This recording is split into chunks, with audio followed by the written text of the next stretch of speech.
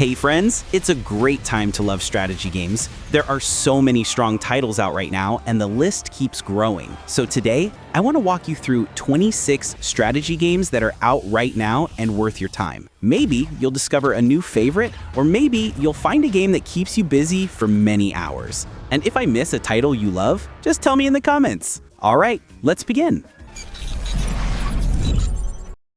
Farthest Frontier is a medieval city builder where you take a handful of settlers and try to turn their small camp into a real town. You'll set up homes, plot out farms, chop trees, and slowly build up the roads and workshops they need to stay alive. But the game doesn't let anything slide. Winter hits hard, sickness spreads fast, and if you don't stock enough food or medicine, people go down quick. And once you think you've got nature handled, bigger problems show up. Bandits raid the town, fires break out at the worst times, and you suddenly realize your walls weren't nearly strong enough. So you train guards, build defenses, and keep tightening your plans until everything finally feels stable. But when it works, it really works. Your small camp turns into this busy town with trade, craftsmen, and a whole system running under the surface. The seasons change, weather rolls in, crops have good years and bad ones. It all feels alive. If you like slow, careful building games where every choice matters, Farthest Frontier is one of the most satisfying ones to dig into. Foundation is a city builder that leans hard into this loose, natural style where nothing snaps to a grid. You drop buildings wherever they make sense, and the folks living there carve out paths on their own, so towns end up looking real and lived in instead of like neat boxes. You start small with a handful of workers, put together farms, houses, lumber yards, and slowly watch the place turn into a real medieval town. Every villager has a job, wants certain things, and moves around doing their daily tasks, which gives the whole map a warm, cozy feel. The colors are soft, the animations are smooth, and the world just keeps moving around you. Earlier versions didn't have as much going on, but updates have filled out the systems a lot. If you like slow, peaceful builders where you're not fighting a grid the whole time, Foundation is a great one to sink into.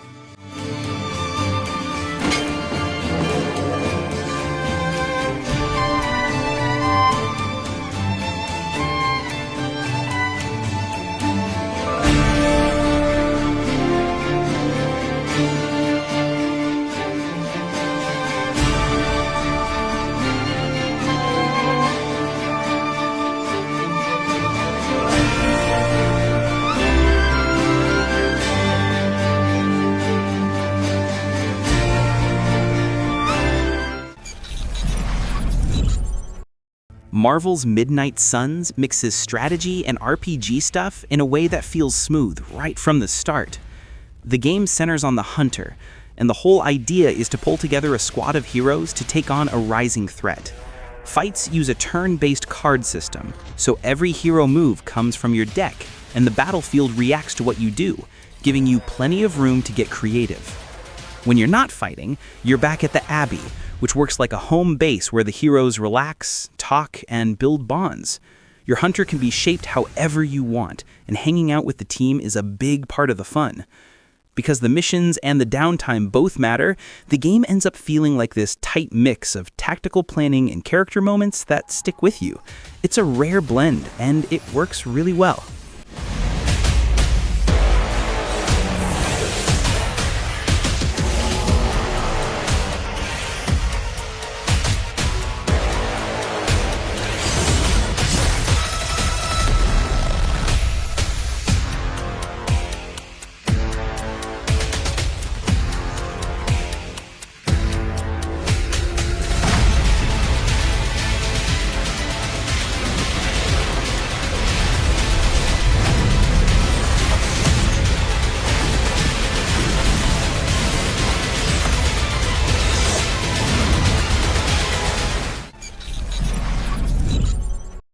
StarCraft 2 is a long-running heavyweight in the strategy world, and even after all these years, it still hits hard.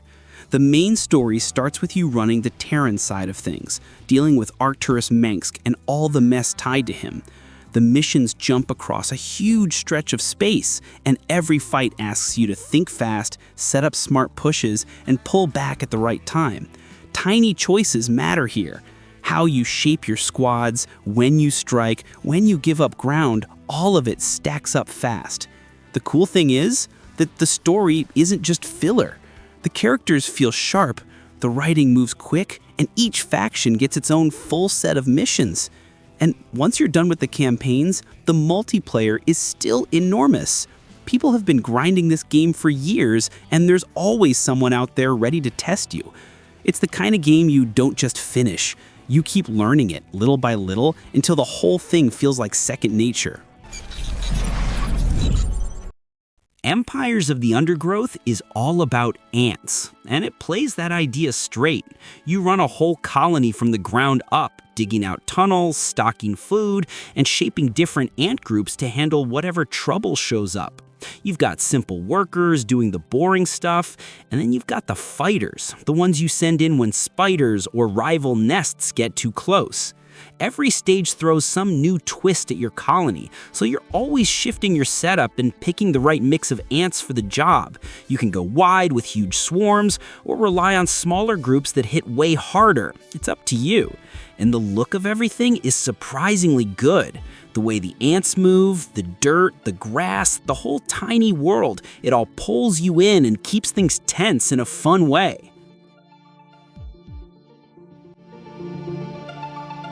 Gathering food from above ground is essential to sustaining a growing workforce. However, it isn't enough to simply survive.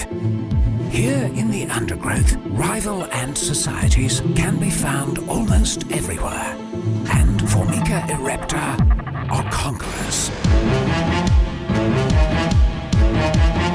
With the Queen's unique ability to spin polymorphic DNA into her young, new soldiers are spawned that exhibit the traits of their foes. This soldier has taken on the form of a driver ant, a formidable insect boasting powerful jaws that make quick work of a Titan beetle's thick armor. For defending against this frenzied swarm of fire ants, a suicide squad of exploding carpenter ants has been summoned to melt the invaders with corrosive acid.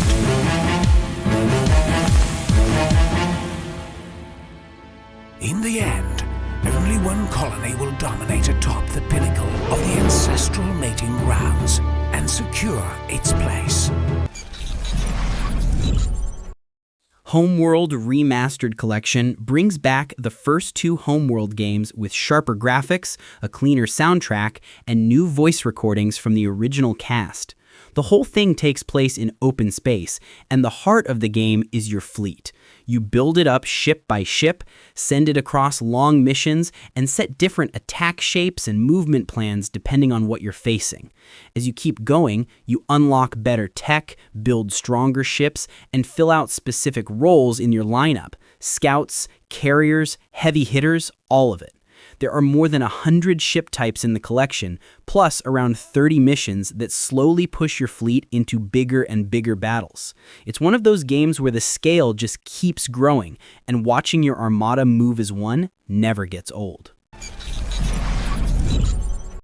Manor Lords is an adult medieval city-building game that grabbed a ton of attention in 2024, mostly because one developer handled almost all of it.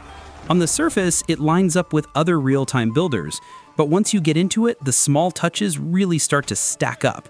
The towns look rough and handmade in a good way. The people feel like they actually live there, and the whole place shifts with the seasons. And those seasons can kick your butt if you're not ready. Food dries up, weather gets rough, and if you slack on anything, that trouble rolls downhill fast. The cool twist is that you can hop right into the world in first person, walk the streets you planned out, and see your village from ground level. It's still in early access and updates keep rolling in, so it's growing piece by piece. If you like slow, thoughtful builders with a ton of detail and a strong medieval vibe, this one is worth watching.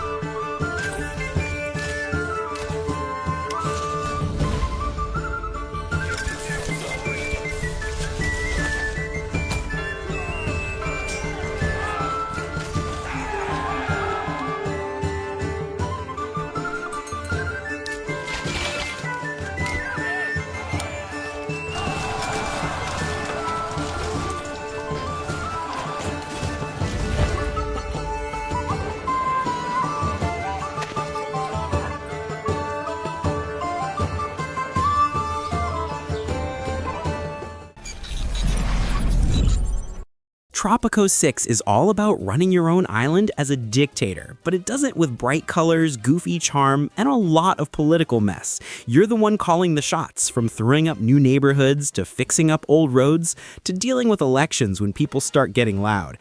Every choice hits your citizens in some way, whether it boosts their mood or sparks protests you've got to deal with. The island itself looks great with that cartoony, sunny style the series is known for, and the music and voice lines give the whole thing this fun, laid-back swagger even when the heat is on. But it's not just jokes. You still face cash problems, strikes, rival nations breathing down your neck, and plenty of moments where you're scrambling to keep the whole place standing. Tropico 6 leans hard into irony and sarcasm, and that's what makes it stick. I will make Tropico even greater and even better. Vote for El Presidente!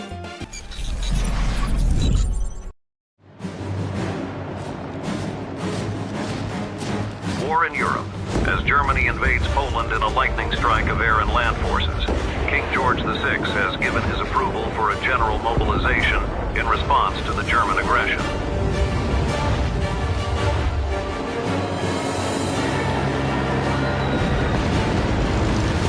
Reports confirm Japan has initiated an unexpected invasion on American territory. Coastal regions including California, Oregon, and Washington are reportedly under attack.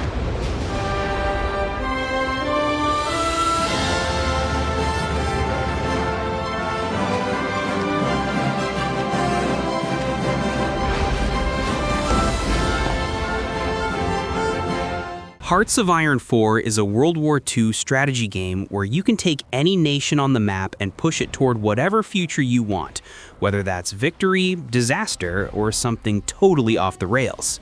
You're handling armies, factories, gear, and the political side of things, and all of it ties together in ways that can go bad fast if you slip. The game follows the real history pretty closely, but you can break from the timeline and carve out your own version of the war if you want to see what happens. Every order you give matters, from troop movements to big diplomatic plays, and it's wild how fast one mistake can take your whole plan apart. If you've ever wondered how far your planning, guts, or chaos-driven ideas can push World War II, Hearts of Iron 4 gives you all the room you need. You might think this colony humble. It was no simple undertaking. The three of us crash-landed here.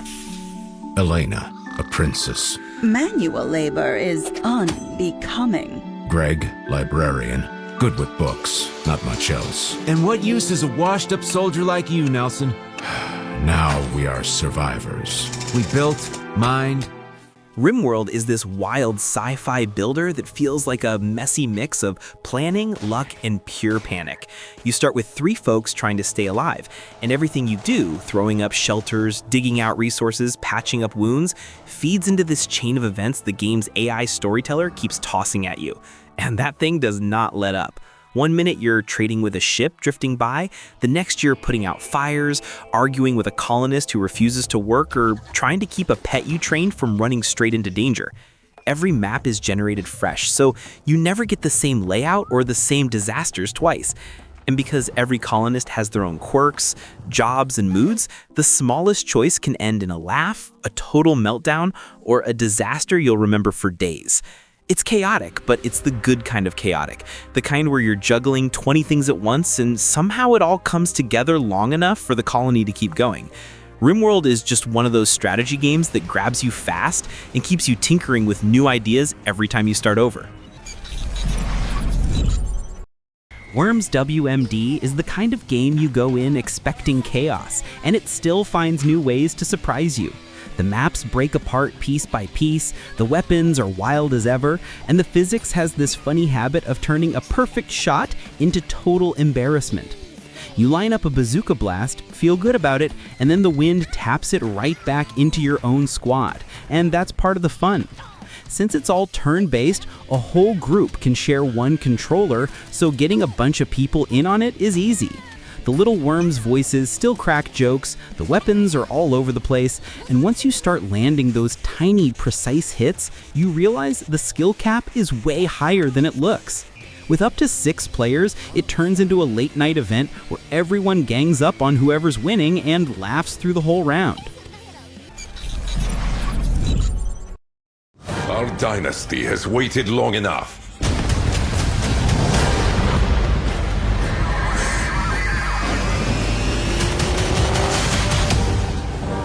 We have gathered our strength.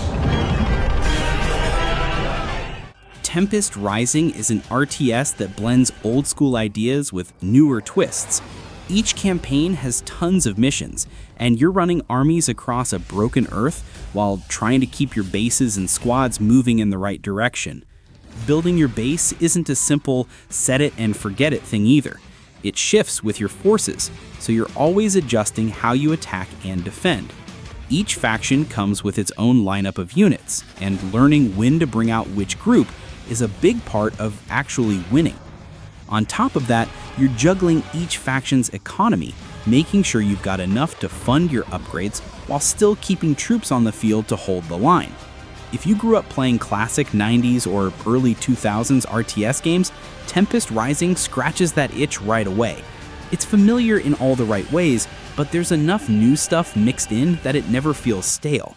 It hits that sweet spot where you're planning, reacting, and scrambling all at once, and it stays fun the whole way through.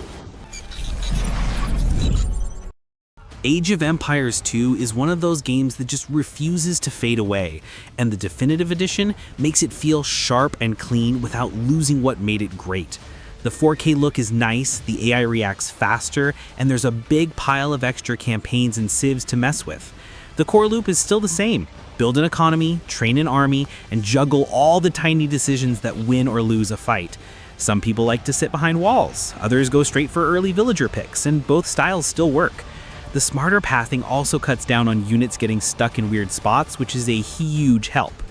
Add in 3 full expansions and a very active multiplayer scene, and it feels like the most complete form this classic has ever had. If you're into strategy stuff, this one never really gets old. It hits that sweet spot between old school charm and modern fixes, and it still holds up better than most games its age.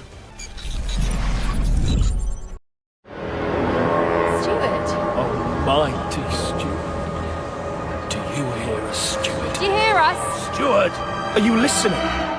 Steward? The great storm wiped the world clean. Let's take it back. But how?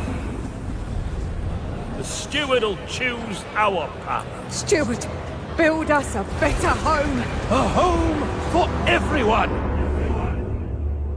Steward, we still lack so many things. People are starving. More people, more mouths to feed. They treat us like animals, left to suffocate. We need a place to work. Who else will feed? Frostpunk 2 builds on the first game in nearly every way, and it leans even harder into the tough choices. You start with one lonely settlement trying to stay alive in a frozen mess, keeping people fed, warm, and working. The city grows in chunks, each with its own jobs, and as you spread out, new buildings open paths deeper into the cold. The big shakeup here is the faction system. As your numbers grow, groups form with their own goals, and they don't always agree. Picking sides feels messy and real, and it can totally change how your city runs. It's not just about throwing down houses and mines, it's about juggling hope, anger, needs, and pressure all at once. Frostpunk 2 feels more like a giant moral puzzle than a straight city game, and it hits hard when things spiral. If you like strategy with tough calls and no easy answers, this one's wild. Stellaris is a huge space strategy game where you guide a fresh interstellar civilization and slowly carve out your place among the stars. You begin with simple ships, poking through nearby systems, scanning planets, running into odd anomalies, and sometimes bumping into neighbors who aren't exactly friendly. Setting up your species is one of the coolest parts because every trait you pick changes how you deal with exploration, politics, or war. And with thousands of generated systems, you never really know what's waiting a few jumps away. You can pause whenever you want to think things through, or just let the action play out and handle chaos as it comes. Every run feels a little different, and the scope is huge. Just keep in mind the game has a mountain of DLC, so the full package can get pricey. But even the base game gives you a ton of hours if you're into big space stories and slow burn strategy.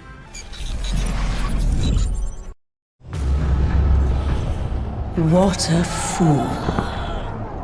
Blinded by his desire for revenge, my husband threw himself at the mighty walls of our enemies.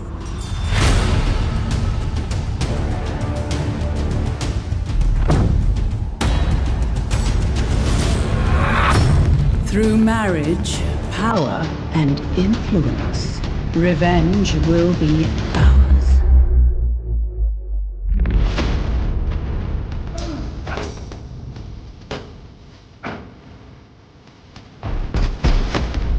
You see, real strategy requires cunning. Crusader Kings 3 is all about running a noble house in the Middle Ages, and the cool part is how much freedom you get with that whole setup. You start with a family line already in motion, then decide how far you want to push it, grabbing open land, picking fights with other rulers, or weaving your way into power through deals and marriages. The map is huge, like you'll get lost just looking around huge, and every corner of it is packed with people who all have their own stories going on. Some are based on real figures and you can work with them, fall in love with them, or straight up get rid of them if things go bad. Most of the game comes down to simple choices that snowball fast, where you grow, who you trust, and how you shape your character's traits as your dynasty rises or falls apart.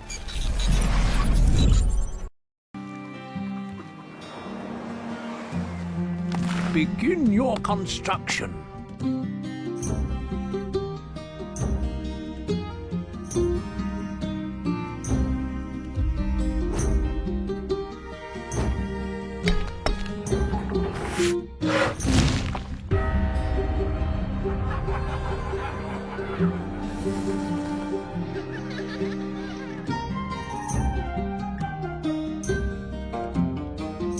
People are coming to the castle.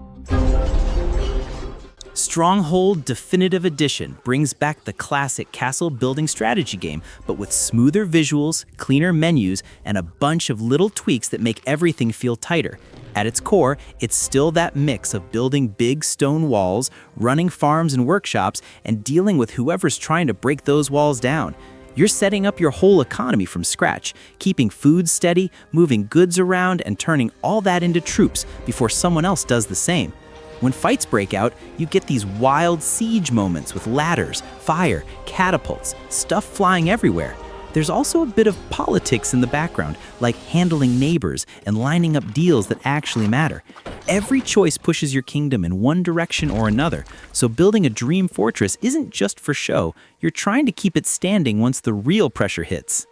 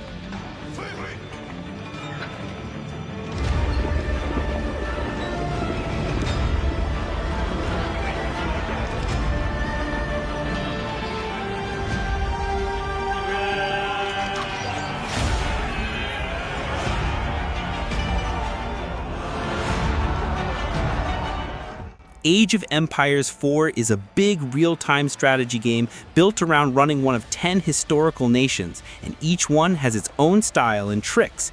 You can roll with the Ottoman Empire when it's at full power, or start with a small group and slowly turn it into something huge.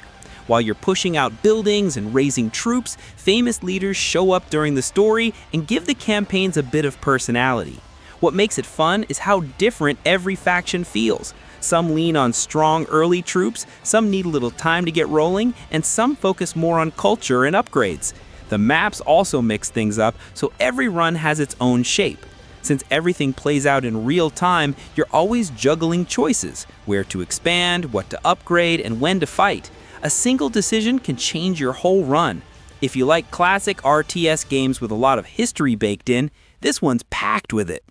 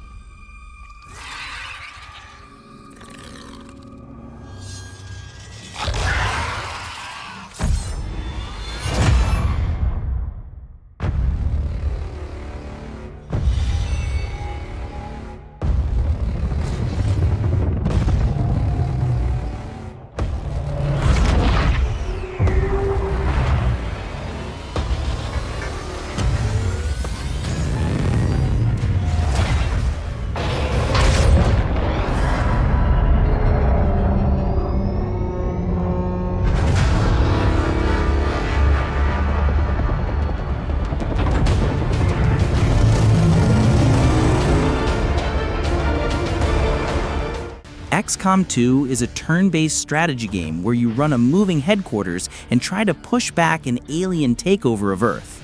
You pick the missions, handle the upgrades, choose the recruits, and try to keep everyone alive long enough to matter.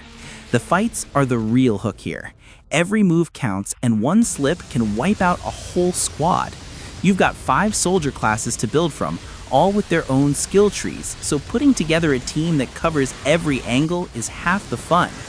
The aliens throw all kinds of weird stuff at you, and the only way to keep up is to learn from every rough mission and keep adjusting. When a plan actually works out and nobody gets vaporized, it feels great.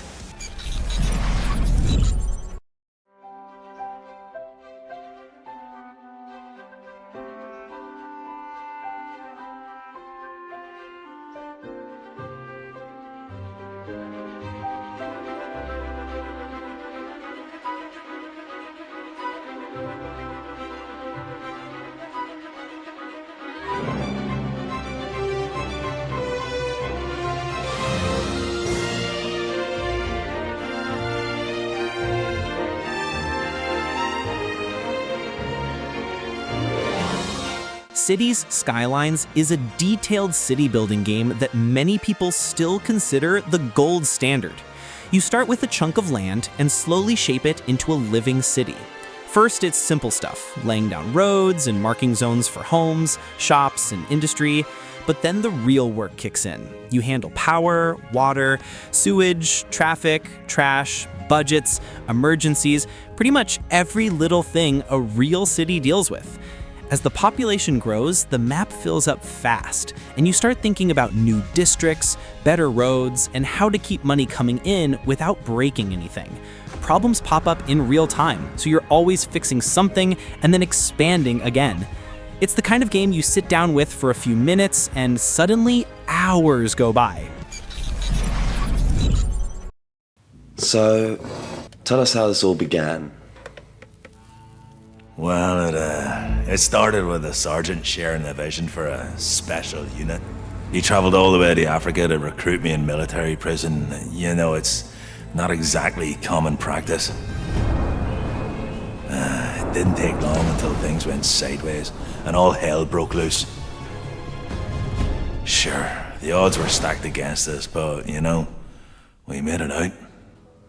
And what was this special unit formed for? You know, the too risky for the ranks covert stuff. Strategic targets behind enemy lines, extreme climates, you know the drill.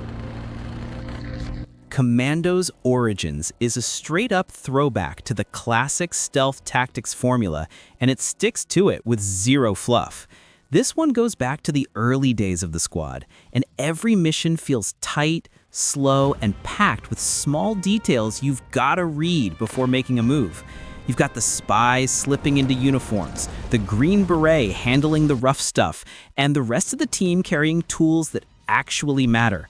Nothing here is wasted. There's no leveling, no crafting, no fancy upgrades. Just you staring at a map full of patrols, trying to figure out how to cut through without blowing the whole run. Mess up once, and the alarms go wild, so you end up saving all the time because the tension is real. When everything lines up, the distraction goes off, a guard turns his head, and the squad clears a path in perfect sync, it just hits in that old school Commandos way. If you miss games that demand patience and sharp planning, this one goes right for that feeling. Storm clouds gather.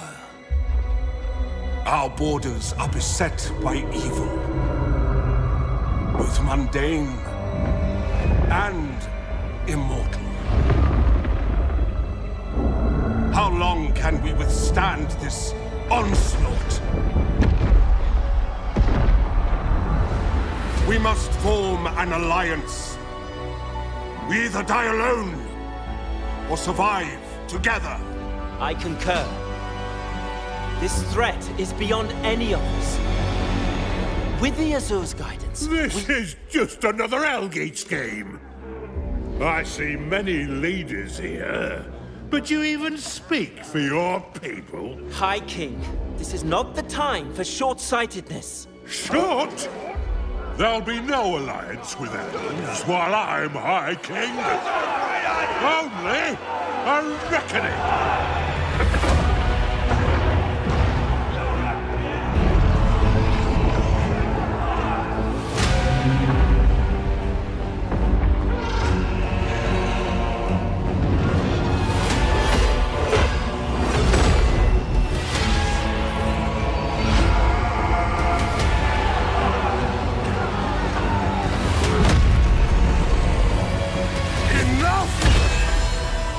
We must not be blinded by our own need for power. This is the moment.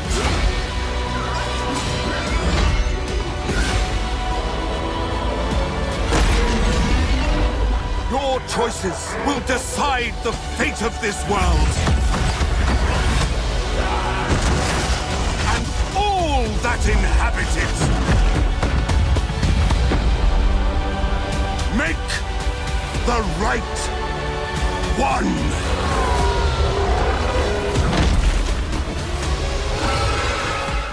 Total War Warhammer 3 keeps the giant strategy style going with a ton of armies, huge maps, and fights that turn into complete chaos once the lines clash.